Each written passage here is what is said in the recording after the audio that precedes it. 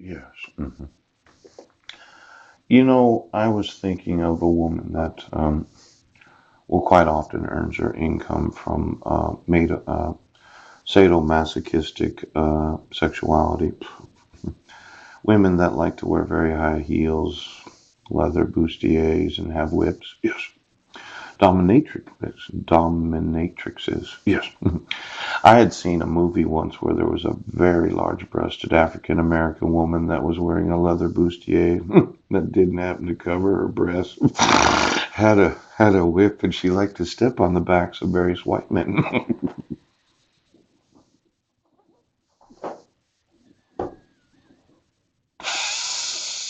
This idea of dominating.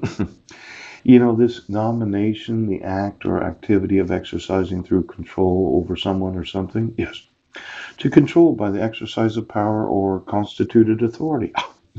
Dominion, government. Now, there's some mental control here, especially the emotional dominion by someone with superior ability or resources. Yes. Over myself as the inferior, often with arbitrary and capricious sway.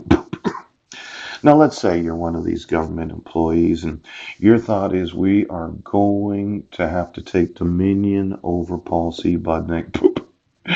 And this domination of the population because of the knowledge, right? That my sons are kidnapped and they are in the wrong grades, and every football game that you've won is going to be forfeited. And you, as the Quilcene High School, you well, you're complicit in aiding and giving abetting to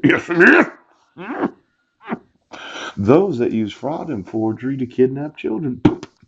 Now, for every life sentence that you get as an imposter, a lookalike that signed any judicial document, yes, you as the accessory, right, as being complicit in, yes, you that had motive, as sheriffs or police officers, judges or justices, attorneys or oaths of office, civil rights coordinators and coaches, if they get 20 years for just the one count of kidnapping and you got 1 to 5, if they got 200 times the counts, approximately 4,000 years for the crime of me having 200 little boys and girls made from my sperm, that would be 20 times 5. You get 100 years for yourselves. Now, for every individual that happens to be a mandatory report,